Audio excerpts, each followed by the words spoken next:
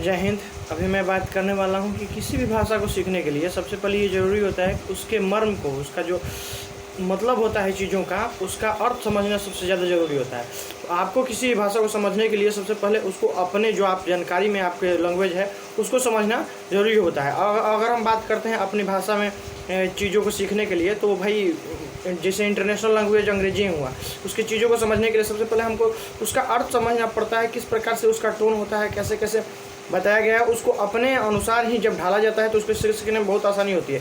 फिर उसी तरह से जब आप सोचना प्रारंभ करते हैं तो चीज़ें आपके लिए बहुत आसान होती चली जाती है। अभी मैं 12वीं क्लास का जो सिलेबस है उसका पूरा का पूरा जितना भी लेसन्स है प्रोज का, उसका सारा का सारा थोड़ा बातें जो कि मोटी मोटी हैं उसको मैं बताने का प्रयास करूँगा। जाहिर तौर पर आपको पसंद आएगा, जब समझिए इसको। पहला लेसन जो है वो है महात्मा गांधी द्वारा लिखित पुस्तक माई एक्सपीरियंस विथ ट्रूथ, उसी का एक भाग है जिसका हम लोग कह सकते हैं इंडियन सिविलाइजेशन एंड कल्चर। ये रेनबो पार्ट 2 जो बुक है आपका, उसका फर्स्ट लेसन है। इसमें महात्मा गांधी ने वेस्टर्न और ईस्टर्न कल्चर का, यानी भारतीय सभ्यता और पश्चिमी सभ्यता का तुलना किया है। जो किस प्रकार से पश्चिमी सभ्यता जो है आधारित वो है वस्तुवाद पे, और किस प्रकार से भारतीय सभ्यता अध्यात्म पर आधारित है, इस पर जोर दिया गया है। जब हम दूसरे लेसन का बात करते हैं भारत इज माई होम, तो इसको ये एक स्पीच है जो कि डॉक्टर जाकिर हुसैन द्वारा अपने जो राष्ट्रपति का जब वो शपथ ले रहे थे उस वक्त दिया गया था। उन्होंने अपनी पूरी तरह से आंतरिक भावनाओं को व्यक्त किया है इस भाषण में, और बताया है कि मैं पूरी तरह से अपने सर्वस्व न्यौछावर करके देश की सेवा करूंगा।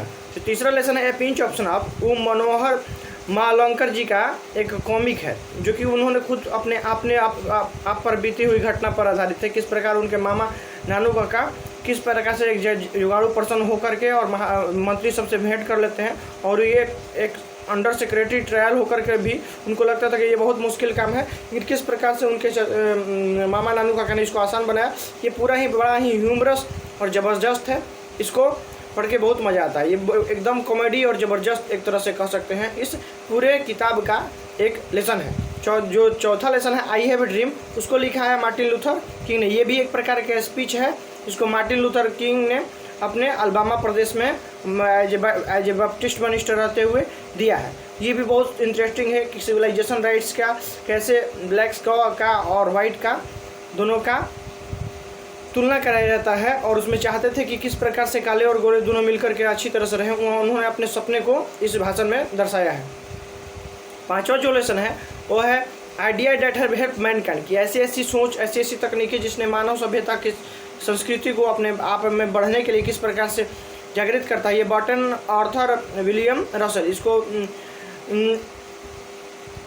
लिखा है, और इन्होंने ये बहुत ही बृहद प्रगतिशील और विचारशील व्यक्ति थे। उन अपने समय की ये सबसे विद्वान और उत्कृष्ट व्यक्तियों में से एक थे, और उन्हें अपने सारे सोच को, मानवीय उत्थान को, क्रांति को, इवोल्यूशन को, सब चीज़ को अपने इसी पाठ में डाल दिया है। अपने ये पूरा जो लेसन है वो उनके idea that have help mankind, जैसे आग का आविष्कार हुआ, ये सारे आविष्कार कैसे कैसे हुए, पूरा प्राचीन काल से लेकर के अभी तक का सारा इतिहास इसमें वर्णित है।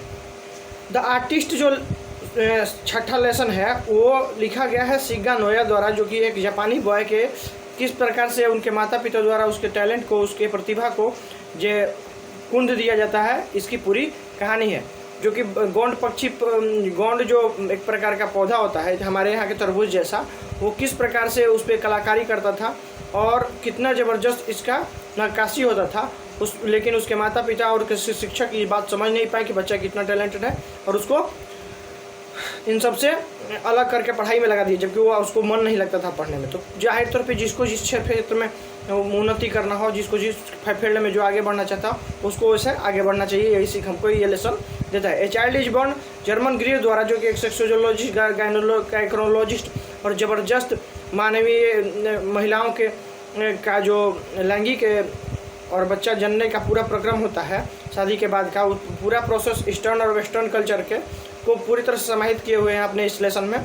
और आठवां जो लेसन है how free the press, Dorothy leg Cyrus का एक लिखा हुआ है, जिसमें पूरे प्रेस जो है, मीडिया है, उसकी स्वतंत्रता किस प्रकार से ज़रूरी है और चीज़ों को समझने के लिए ये पूरी तरह से प्रेस को, लोगों को, आम जन को सरकार के प्रति, अपने लोगों के प्रति पूरा जो जागरूकता पैदा करने वाला ये पार्ट है।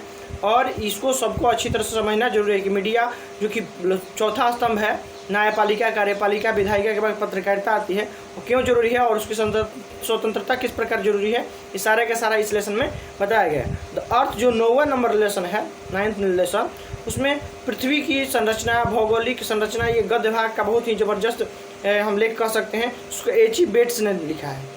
और 10वां जो लेसन है, India through a traveller size, एक बाहरी, एक यात्री, एक दार्शनिक, एक बाहरी लेखक किस प्रकार से इंडिया को देखता है, उनकी उसका पूरा नज़रिया पर्ल एस बक ने अपने इंडिया थ्रू ट्रेवलर्स आइज जो लेसन है उसमें दिया है। तो ये 10 लेसन हुआ आपका। और 11 जो लेसन है वो एक रूसी नाटक का एक भाग है, जिसका नाम दिया गया है इसमें ए मैरिज प्रपोजल, जो कि एक कह सकते हैं कि नाटक है रूस में, और उसका हिंदी अंग्रेजी रूपांतरण है। और ये बहुत ही इंटरेस्टिंग है, एक ज़बरदस्त कहानी को किस प्रकार से एक कम दिमाग के व्यक्ति वो शादी करता है और किस प्रकार से अपने पार्टनर के पास मैरिज प्रपोजल लाता है, इस सारे का बहुत ही इंटरेस्टिंग ढंग से उदाहरण दिया हुआ है इस लेसन में। कहने का मतलब ये है कि एंटोन चिकबुक का ये एक ज़बरदस्त रचना है, जिसमें बहुत सारी हॉलीवुड कहानियाँ बन चुकी हैं। तो आपको ये सब पढ़ने में बड़ी मज़ा आएगा, और मुझे पूरा भरोसा है कि आप एक तरह से सिलसिलेवार ढंग से इसको बार बार सुनेंगे तो आपको एकदम दिमाग में फिट बैठ जाएगा, क्योंकि मैंने इसको अपनी भाषा में समझाने का प्रयास किया है। तो कहने का मतलब ये है कि आपको ये वीडियो अच्छा लगेगा, मुझे पूरा आशा है। आप चैनल को सब्सक्राइब नहीं है तो किए हैं तो सब्सक्राइब कर लीजिए और शेयर कर दीजिए इसको अपने फ्रेंड्स के साथ, ठीक है। क्योंकि जब भी मैं नया वीडियो डालता जाऊँ आपके टॉपिक पे, धीरे धीरे मैं इनका पार्ट वाइज भी चाहूँगा कि समरी डालता रहूँ, और आपको बिल्कुल ही पसंद आएगा। तो मैं इस वीडियो में इतना ही रखूँगा। आगे फिर मिलता है नए वीडियो में, तब तक के लिए जय हिंद।